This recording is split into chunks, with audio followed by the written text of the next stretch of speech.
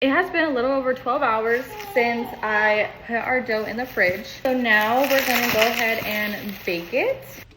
We're gonna put the oven at 500 degrees. While the oven is preheating, we're gonna put our Dutch oven in as well. So now that the oven is preheating, we're gonna go ahead and score our dough. You can use one of these slings, or you can honestly just use parchment paper. I used to just use parchment paper all the time. Before we flip it, we're gonna put some flour on the top of our dough.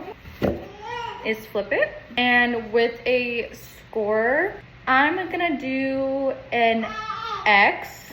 Normally I just do a long ear, but I wanna try something a little different today. Now that my oven is preheated at 500 degrees, I put our sling of dough or your parchment paper of dough, put the lid back on. I'm gonna go in the oven for 20 minutes with the lid on. It's been 20 minutes. Now we're gonna take the lid off to bring the temperature down to 450. We're gonna take the lid off, and it looks so good. Put the bread back in the oven with the lid off.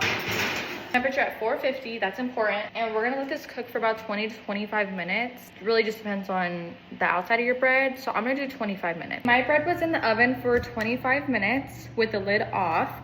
And this is what she's looking like. Still a little warm, but I really want bread, so we're gonna cut into her. It looks so good. Ever since I started using this recipe, they have been coming out so good. She's looking like, I did do an X this time, and I feel like it turned out so good. I'm gonna cut it down the middle.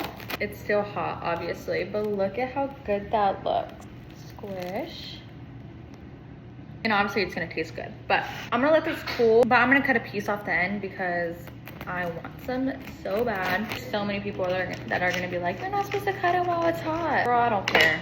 I do what I want because warm bread straight out the oven is where it's at. So look at that. I like butter, so I put a lot. Flaky sea salt, sprinkle that on there. And that's perfection right there.